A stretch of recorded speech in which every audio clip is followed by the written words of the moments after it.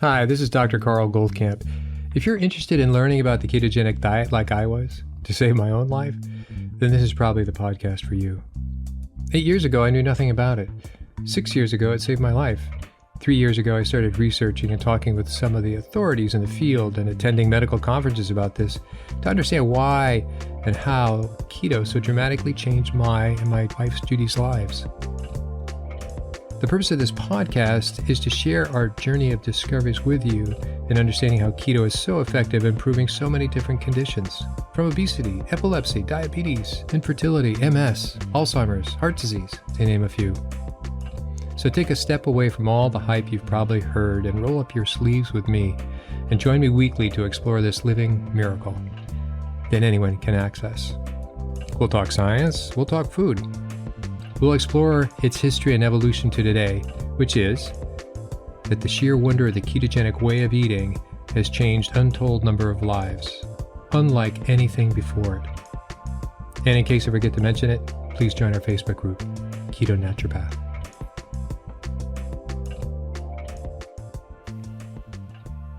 Hi, this is Dr. Goldkamp, and welcome back for another episode of the Keto Naturopath. Today's episode, I'm really excited to talk about because I think it's something that most people have no idea of this concept. And it has some direct relevance to how you eat and what you eat relative to not only weight loss, but insulin levels and so on and so forth. So it's a big heretofore missing piece of most people's common understanding. And it has very little to do with macros. It has very little to do with caloric intake, and it has very little to do with ketones versus glucose levels. So you go, what the heck? I thought this was the Keto Naturopath, and he's going to be telling me neat things about ketones, and I'm going to get smarter and leaner and stronger. And you are.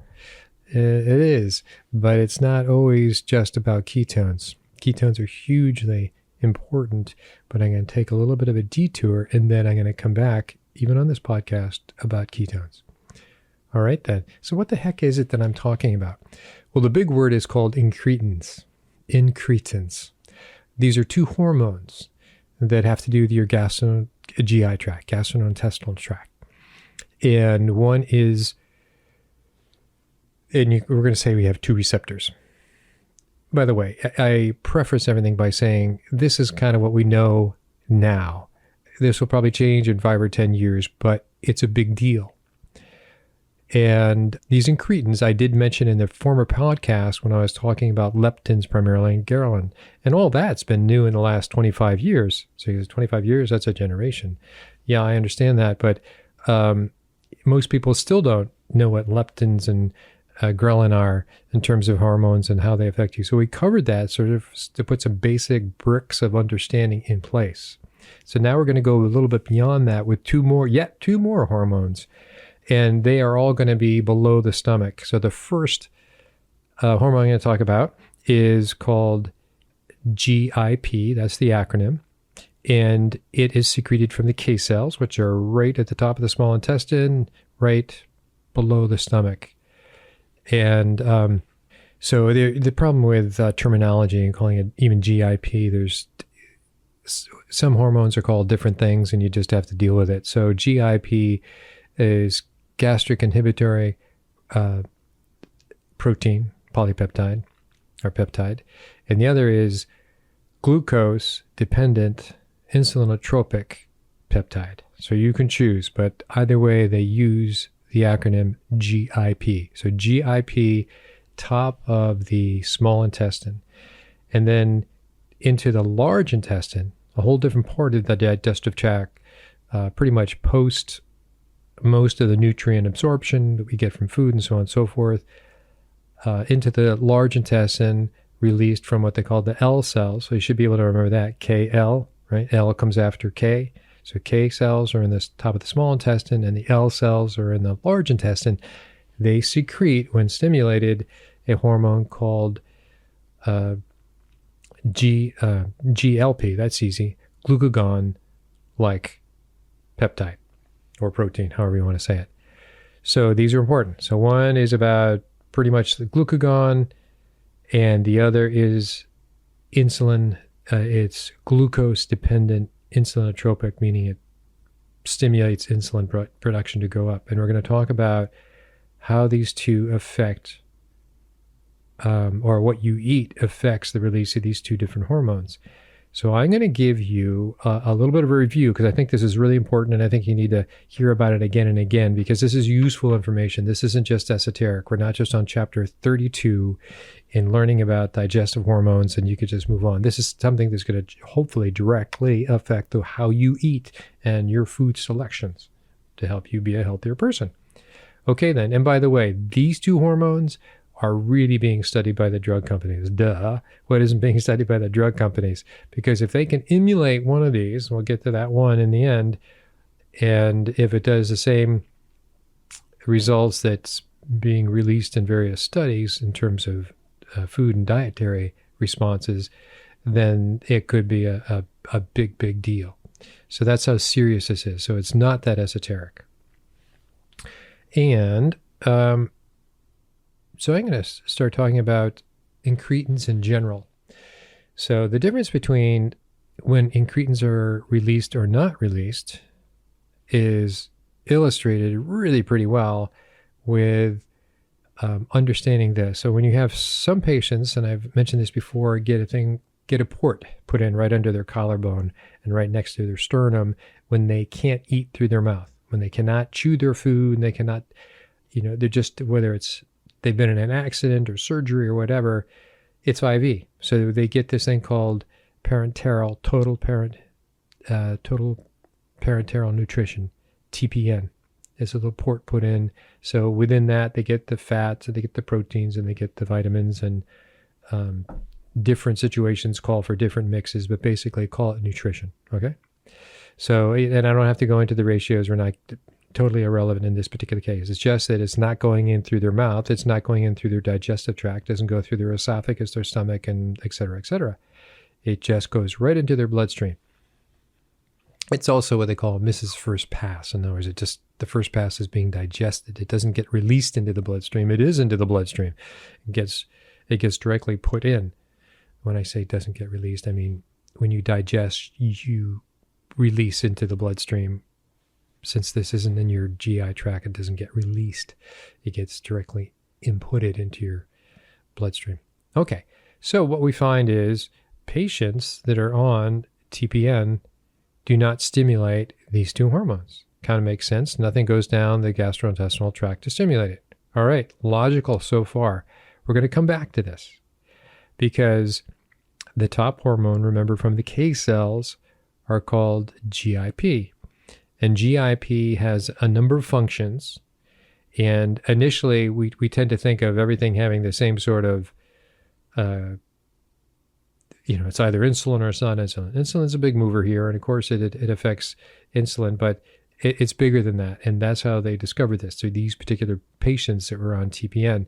And so GIP, released from the top of the small intestine, not only stimulates increase in insulin from your pancreas, so it's a messenger that goes to your pancreas, increases insulin creation or biosynthesis, secretion of, increases the number of beta cells, a place where insulin is produced, and it stops the shrinking of your pancreas, called apoptosis. It also increases glucagon secretion. So it's all about get the blood sugar, get the insulin up with it, and it also increases glucagon, which is making your own blood sugar, right, through gluconeogenesis. So that's the basic. But here's the part that has nothing to do with digestion in a way. It because of the insulin as well, it stimulates fat cells to not only receive insulin and get bigger, but it has a direct effect on creating fat cells. So they call that lipogenesis. Genesis being the beginning, lipo being fat. So it makes more fat. Pretty straightforward, right? Following the logic. It also has has an effect on brain cells. Not going to go into that, but it's on brain that has to do with, you could say insulin, but not just insulin. It also has an effect on bone. It increases bone formation and it decreases bone reabsorption. So when you remodel bones, you're always breaking down and building up. So it's about building, osteoblastic, if you like that word as well. So an effect on bones. So what they found is that patients that are on TPN for days or weeks, or if they're in a coma, they're on for a long time, they get weaker bones. So their bones are just not stimulated by GIP. So the fact of eating real food, we're talking about real food, earth to you, not processed, not Dunkin' Donuts, or wherever you go. So it affects all these other parts of the body. You could say, well, what about brain damage? I don't know about that, but they definitely can measure through that they get more osteoporotic by not eating, which is not the same as not getting nutrition. So simply by things going down the gastrointestinal tract stimulates GIP, glucose-dependent insulinotropic peptide. Interesting. Okay. You don't have real food, or you don't have food that stimulates GIP, you're going to have a bone problem. You're going to have other problems as well, but you're going to have a bone problem. So they've noticed that. They go, well, that's interesting. So it had nothing to do with vitamin D. It had nothing to do with exercise. It had to do with lack of getting GIP.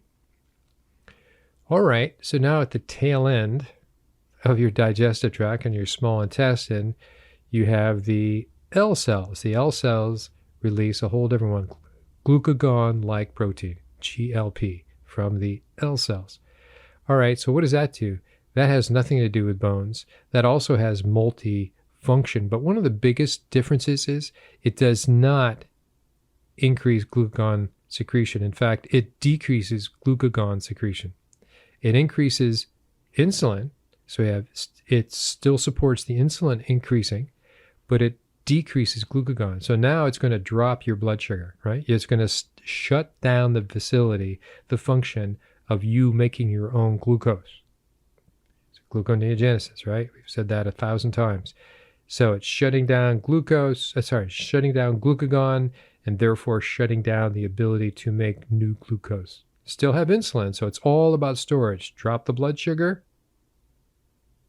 blood glucose levels, increase the insulin, which means it's going to go to muscle, it's going to go to fat cells, okay?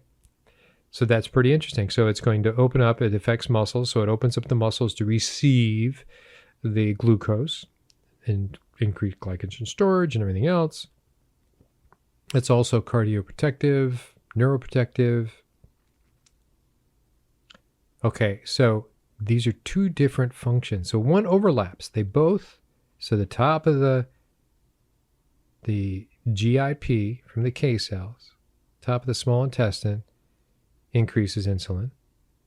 And GLP increases insulin as well. So they both increase insulin, but the GLP, the one in the large intestine, the tail end, more or less, of your digestive tract, decreases glucagon, shuts it off. Stop doing it. Stop making this stuff. Okay. Now, why is that interesting? Well, I'm going to jump to a comparison using bariatric surgery to get this point across. There's a lot of different things I can tell you about this. I'm trying to build a solid understanding before I get into too nuanced of a discussion. So in bariatric surgery, which you probably know, is that they reduce the size of your stomach. That's probably all you know. Well, there's different ways of doing that. There's different ways of talking about bariatric surgery. And so one is what they call gastric banding. Banding is putting a collar to the top, simply reduces the inflow, but everything else kind of goes down normally. The other is called gastric sleeve. They actually reduce the size of your stomach by blocking off 2/3 of it. So this is off to, it's a little bit like the collaring, the gastric banding, but it's more longitudinal versus horizontal. All right. And so that basically gets rid of the excess stomach. So these were obviously for people who are morbidly obese and very obese. So they cut down the size of the stomach, and so they're going to be eating less. So that's the general idea. Now there's a third way called Roux-en-Y bypass. And what that does, it pretty much cuts off the stomach. It doesn't kill it. It simply separates it from the esophagus. So you have very little of your stomach available to digest food. So you eat something, comes down your esophagus. They now shut off the passage from your esophagus to your stomach completely. It's not little. So it's not restricted like the other two are restricting the passage through your stomach. This is saying, no, we're not going through the stomach. Your stomach won't die because it still has its own nerves and blood flow. And so all that has not been disturbed. So it's still a healthy stomach, quote unquote. It's just never going to get full. It's going to be empty. So it continues. It makes a connection from, in essence, your esophagus, the very top of your stomach, to down, down, down to the very bottom of your small intestine. So why this is important is that it misses. So unlike these other two, right? Unlike the other two that restricted the size of your stomach, it completely missed your stomach. It completely missed the top of the small intestine, which is called the pylorus, the duodenum, and the jejunum. It goes way down to the bottom of the jejunum, which is really the last quarter of the small intestine. So the part is it does not stimulate GIP at all. So they now have data for that, saying, yep, people who go in through Roux-en-Y gastric bypass, their GIP drops. It drops to about 20%. So that's a big drop.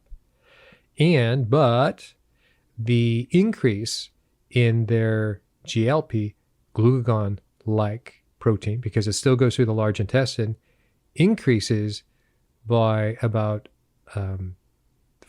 I'm trying to look up the data specifically right in front of me, but it increases more than 40%. I think it's 400%. Give me 2 seconds.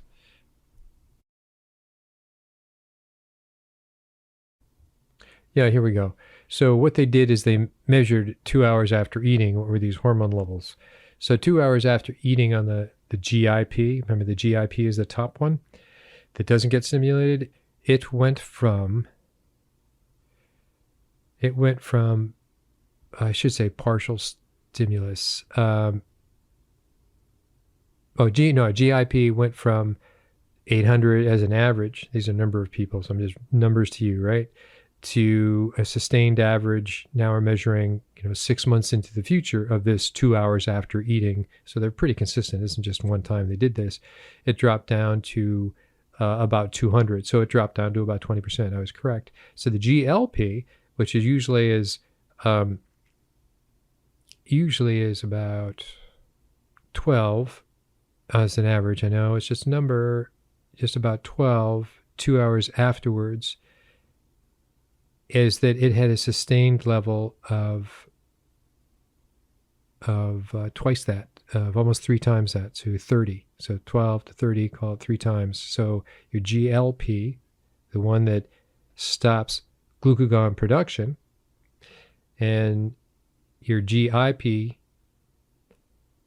and so make a long story short, is that what they found is that people who had the gastric Roux-en bypass, one of those 3 different types of bariatric surgeries, lost weight a lot faster, and they kept it off for a longer period of time. Interesting.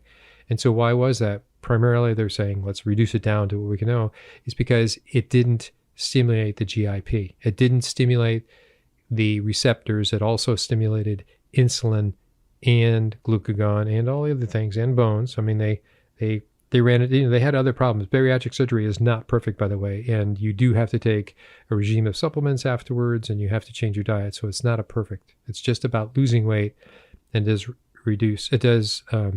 reverse diabetes, sometimes permanently, but in all cases immediately, and then depending what the person does, it doesn't last or whatever. But in those side effects are bone problems, mind problems, and so they try to compensate it by putting stuff in the food that you're eating. So it's not a perfect picture. But the ones that got the Roux-en-Y always had their glucagon sort of shut off, if you will, when they ate. So that was a good thing. So they were, as much as they were producing insulin, and insulin is about storing things into muscle and fat, they lost fat and kept it off for a longer period of time. So it's pretty interesting. So that's how these 2 different areas are getting to be pretty much identified. And this is also why drug companies are going, hey, can we figure out how to come up with something that's a glucagon-like protein, so the GLP? If we can make something just like that, and people will take this pill, and they'll take this pill, and they'll turn off their glucagon. It's funny how glucagon is this theme here, and yet it's not a test that many physicians take. A little bit of an aside, but I do. And so they're trying to copy that, patent it, and therefore you take this pill that turns off your glucagon, boom, and then you'll be losing weight more permanently. So that's the game plan there. However, there are problems. When you just take a pill, that one pill just doesn't do one thing. So it's not out of the factory yet, and they got a lot of work on it. But you might say, for those who are thinking through this, is like, wait, I've been paying attention to enough of your conversations, and you're all over glucagon, and good for you. But you also said that metformin, per your knowledge, decreases glucagon production. That's true. And I do have documentation of at least one person that absolutely metformin does do this, along with berberine to an extent. So why don't they just stick to that and they'll drop their glucagon? Well, two things on that one. One is metformin has long since been the patent is expired, so nobody's making money on that really. And berberine is from a plant, and there's a lot of different plant sources. It was big in Chinese herbal medicine, by the way. It's when I had first heard about it. And also, obviously, in naturopathic medicine. But it comes from a plant, and therefore, it is not patentable. So the reason you're not going to hear much about metformin and or berberine is because they're not patentable. It's kind of like if chamomile is right up there with valerian, with benzodiazepines, you wouldn't hear much about it because it's not patentable. Sorry to say that, not being cynical, I'm just telling you how it is. So that's why they're after something patentable that can turn off your glucagon, and it has to do with GLP, glucagon-like protein. All right, so now that's the technical part. Now let me get you back into how is this relevant and how is this even natural? It comes down to this, and they're saying that, so to review, the people who get the food directly into their bloodstream through a TPN don't hit either of these receptors, and they just are ignored. And what I left out is, and I put this in the Facebook group, is that when they have the sugar, the carbs put into the TPN, yeah, your insulin does go up, but it doesn't go up by much. It's a pretty gentle slope. In skiing terms, barely a mogul. Okay, so then when people, let's say you ate that same slurry. You ate that same slurry that has, the fats and the protein, so on and so forth. You put it all together, and they go, bang, wow, look at the insulin response it created. Huge difference. So just going down the gastrointestinal tract, just hitting these two receptors in the top of the small intestine and the large intestine caused this insulin spike, or caused this insulin reaction. Shouldn't say it's spike. Maybe a spike depending on what you've eaten. So that's dramatic. So, wow. So if you were to give that sort of glucose tolerance test orally, meaning through the mouth, and not orally, guess what? You'd have the same reaction. You'd have almost very little insulin spike when you put glucose directly into the bloodstream. And then when you give glucose for somebody to take by mouth and to measure their insulin glucose levels. Interesting that. Well, there's that graph is really, and hope you see a graph that is a large rise and fall and a very small rise and fall, and it's specifically about insulin levels, that large rise and fall. And you can color that in, the difference between those two graphs. If you color that in, that whole thing is what they call area under the curve, or AUC, so area under the curve of insulin. So think about if one lived a whole lifetime on TPN, now we're being rather fictitious, but that that person would not get that insulin rise. And so there's a concept, and there's a lot of agreement around this too, is that your lifetime exposure to insulin, so your area under the curve of your total insulin exposure in the course of the day. So you think of how many meals you've had, and if you were sort of to look at just your rise and what level your insulin is, that would be a factor. So keeping it very low would mean you would have far fewer diseases and conditions, and you go all the things that are relative to metabolic syndrome, right? Not only just weight gain, but various cancers and various disorders. We've talked about that in the past as well. So that would be the big difference. And so keeping your insulin levels down is a big deal. All right, then.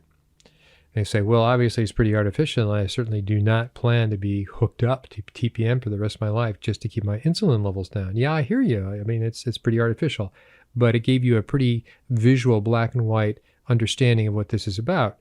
Okay, so how does this translate into food? All right, now we come into, we're going to talk about plant food generally, because it's just easier to talk about. So plant food, which we know are carbs, and there's proteins and so on and so forth in there, but mostly it's just about carbs. There's very little in the way of fat in plant foods. There is some fat. There's fats in a lot of seeds and so on. And but we're, for the most part, let's say we're talking about wheat or sorghum or rye or corn, all grains.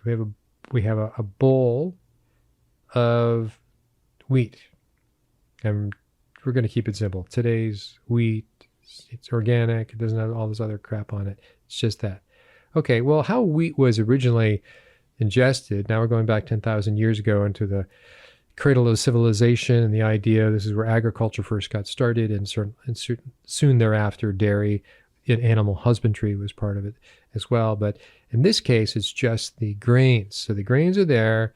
If they're eaten straight and dry, it's going to be pretty hard to digest, and not many people eat it that way. Also, they boil it, it gets softer, and that's like bulgur. So you're having a whole grain, but you're really not refining it much. So in that bowl of wheat that's eaten, we're now going to take that same bowl and we're going to pulverize it. We're going to mash it. We're going to blend it up. Whether you put it in a Vitamix or wherever, we're going to turn it into a powder. So we haven't removed anything. So I'm not refining it. I'm just pulverizing it down to a powder. So the whole thing's turned into a powder. So calorically, it's 100% the same number of calories. It's 100% the same kind of macros. Primarily, it's carbohydrates plus the plant fibers and so on and so forth. So now we are going to give it either to you sequentially, or you can give it to two different people. Best to give it to you because, well, be the same person. So you now have your, we'll call it bulgur, and we measure your blood glucose, and we go, okay, now we measure your insulin levels, and we find that, yeah, your insulin did go up. You're not like a TPN person, but it went up some. It didn't go up a lot. And now we give you the same serving size by calories, by macros. It's in powder, so we mixed it with water and so on. Maybe we made it into a bread, but it was all exactly the same kind of, we haven't changed anything. Just the pulverization, just the processing. Now you go, wow, look what happened. It just increased your insulin was maybe off the chart. There's that dramatic difference. So what I'm trying to say is, I'm using the word in quotes now, air quotes, of processing. I'm not talking about chemicals and all this other stuff, which is also part of modern day processing of food, just the pulverization. And what it does, it speeds up the absorption of that food. And one way you're going, yeah, all right, I'm following you so far. It's not like a real big issue. Well, it actually is a pretty big issue because most people just talk about their diet, either A, in terms of calories, or B, in terms of macros. And even when we work with people, we have them, well, first of all, they read out what they're actually having. So we see what the actual food is that they're having. But it is something that breaks up their macros. It's a nice way of having people to start think about what they're eating.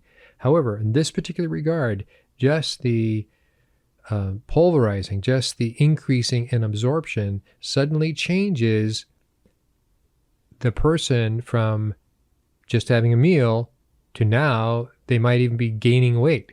So for the same meals, the same macros, the same calories, one can be a weight gainer, or you now can be a weight gainer versus maybe even weight loss or just weight neutral.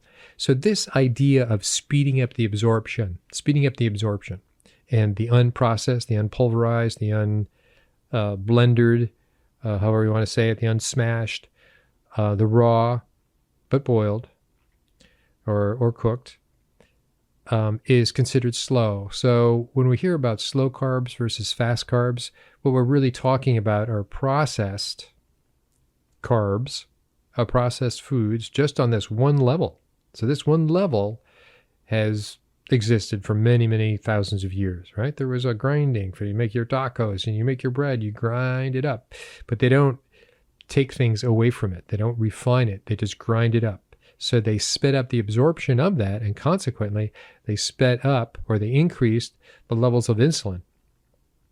Now, if you think of insulin, and I mentioned this before in previous podcasts, insulin is it really helped you survive. It helped you store energy. So when you didn't have the food, you could live off of yourself. So you could walk a long distance. You could hike. You wouldn't, you had kind of like a Tesla. You could go weeks, ideally, perhaps even months. We'll go with weeks without eating anything. So that was the benefit of insulin. It allowed you to store things. Without insulin, you wouldn't last a day, and you'd always have to be worried about eating many meals a day. So the fewer meals you have, the less often you expose yourself to insulin. Makes sense, right? It doesn't have to go up, it doesn't have to come down. So on that idea of comparing in this imaginary sort of lifetime exposure to insulin, you've now dramatically reduced that. So when you have fewer but larger meals, maybe a meal a day or 2 meals a day, that's a far cry from 6 meals a day of your insulin spiking up and then having to come down. So larger meals are better than smaller meals to an extent, but it's more that fewer meals are better than more meals. And I'm not just speaking calorically, I'm speaking only from the perspective of insulin being jacked up. Okay, so now we found so that's a concept. The concept is slower carbs versus faster carbs. What you're really talking about is the processing of. All right, let's move off to proteins. If you did that with proteins. So if you did soy and you pulverize it, or if you hydrolyze it, right? You can buy soy powder that are hydrolyzed. You can buy whey, as we know. Whey is a little bit different because whey is a byproduct of cheese making, which means it was acted on like something else that doesn't exist in the world. And that came from dairy, obviously, right? So, but when you pulverize these, you make them, and you can hydrolyze them, which is even more, you increase their absorbability, and therefore you increase their insulin kick. And certainly some of it goes into certain, as you know, proteins can go into glucose or gluconeogenesis. Depends on the proteins. We talked about that before. But as a generalization, they all will increase your insulin. Whey will increase it the most, by the way, because you're waiting for that one. But the pulverization speeds up the absorption. The speeding up the absorption increases your insulin. What is the insulin? The insulin increases up your weight gain. So for the idea of your smoothie is always going to make you fat. If you just didn't blend whatever you were going to eat, if you just didn't blend it and just had it as a whole food, you wouldn't get that weight gain, right? It's like those 2 bowls of wheat there, one blended and highly absorbable and the other not. So by not doing a blender drink, and I'm as guilty as anybody else. In fact, when my brother was, when I was working closely with my brother, I did have him blend up a lot of his veggies. I was thinking about getting antioxidants and thinking about getting all the other phytonutrients. That's why I thought then. Those are not bad thoughts, but I think that's a little bit simplistic now. So, but I was jacking up his insulin. Boom, boom, boom, boom, boom. Not a smart thing to do. I should have said, hey, can you just, let's eat a salad as best we can. And so I think that was a detriment, especially for one that was an immune repaired. But it's also a detriment for all of us. So it speaks to, when we talk about whole foods, I know it's a store chain now, but when you think of eating whole foods, it's a reason of eating whole foods doesn't affect you as much as when you pulverize it, powderize it, hydrolyze it. And so you've got to know the difference between slow carbs and fast carbs. I don't have much in the way of carbs at all now. And so that you can just forget about carbs, but it also applies across the board. So what would be the worst combination that you could possibly have? Now that I talked to you, just pulverizing everything and making it highly absorbable, that's a bad thing, right? As a general comment. Well, it ends up, you have certain combinations of things that can make matters even worse. And so what worse could be is that, let's say we're back to powdered protein sources. All right, powdered protein sources. If you just took protein on an empty stomach, for the most part, they would not increase. It might increase your glucose a little bit through making gluconeogenesis a little bit. That's how we've seen it with our CGMs. But if you were already had a fairly high, you're having a lot of carbs, so you're already having your, potatoes or starches and so on and so forth. We're talking about a normal person now. And you brought in your protein, you're going to get a kick. It would kick up your insulin even more. Okay, there's that combination. So protein with or without glucose is a big difference. The other is if you were to have fat together with pulverized carbohydrates, highly absorbable carbohydrates, that would really kick it up. And so you go, why would that be the case? Well, that really doesn't exist in nature. There's no such thing as a lot of fat with highly refined, I used that word wrong, I don't want to say refined, highly pulverized, highly absorbable carbohydrates. If you find any fat, so let's say, well, I heard, avocados have fat and carbs. First of all, they don't have highly pulverized, highly absorbable carbs, and they don't have many carbs, but they do enough. I mean, you can increase your blood sugar on avocados, and they have fat. That's a whole different combination. Generally, it is impossible to find. You do not find highly absorbable, we're going to use the word processed now, carbohydrates with fats. So now let's go into the real world. You go into McDonald's, you go into a pastry. These are, or a pastry shop, a bakery shop, or wherever. What you're finding is a croissant that's high fat with highly refined carbohydrates. So what do you think that's going to do? It's going to kick up your insulin. It's going to go directly to fat, to weight gain. So that's a deeper understanding of not so much the macros and not so much the calories, but the processing of the carbs with the processing of the fats, as the top of the list of. So you could say, well, there's things like ice cream and you bet, and pastries and so on and so forth. So I hope that helps you understand. And so the area under the curve for insulin times lifetime. So one way to reduce that is having fewer meals. So it used to be that it was considered a good thing to have, to graze, to snack, that's bullshit. That's totally false, not healthy, unless you have some special health condition. And I can't even think of one right now, but there's probably some exception out there someplace. That's just not, it's untrue, incorrect. And the other thing is they did an experiment, this is relative to this in Japan, in which they gave, carbs, then fats, then proteins, and they reversed the orders and said, all right, well then have protein first, then carbs, then fats, and then have fats first, then proteins and carbs, and all the possibilities. And what do they find? They find that the worst possible, so if you've ever been to Japan, they have a lot of rice. They have a lot of white rice. So white rice is pretty much a refined, there's that word again, processed, it's a pretty high glycemic food. Could be worse if they pulverize it, rice powder.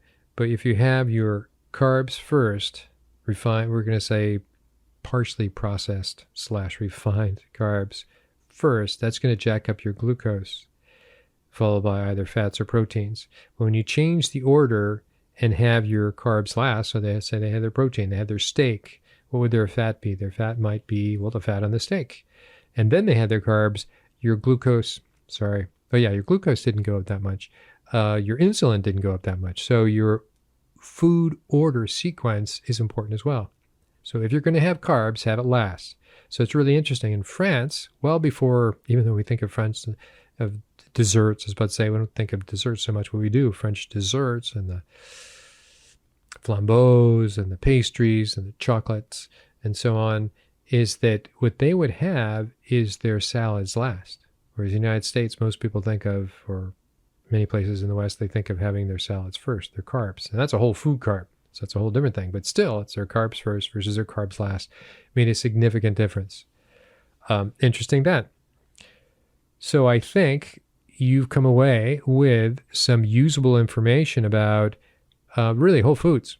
The idea of slow carbs versus fast carbs. When people are saying slow carbs, they're probably talking about things like salads. When we're talking about fast carbs, they're talking about things that have been pulverized, highly absorbable, /processed, /refined more than likely in this culture. But that also can be, so if you're, it was very popular for a while to have smoothie drinks. I'm on the road. I'm going to make my smoothie drink. So you blend it all up, and now you got all these goodies in your little jug there, and you're going to drink it through the day while you're driving or whatever. All right. Well, it probably kept you from having worse things, right? Kept you from having donuts. But the idea, if you actually ate food and didn't eat food for a while, and then you showed up at your next food time and you pulled out your chicken wings or whatever it is you're having and had that, that would be in a day, comparing two different ways of having blender drinks versus not having blender drinks. And if you had an isocaloric, so they were the same, one would be weight gain diet, and the other would be a weight neutral or weight loss diet by having whole foods. So I'm going to end on that. I think it's very important. So I want you to have the visual in your mind of area under the curve of insulin. That would be comparing the curve of the TPN person, right? The insulin didn't go up much, small mogul, versus big mogul of one who ate the glazed donut or the curler or whatever, because that was a fast carb. That was you could use the word refined and processed for that one. And that general concept of eating fewer times, eating whole foods, and eating larger meals. I mean, you obviously you'd be eating larger meals if you're not grazing throughout the day. So we will continue with that, because this is in the context, I've sort of left the cancer sequence back a little bit because I really had to come back to talk about food, because this is very important. I would be having these same conversations with cancer patients.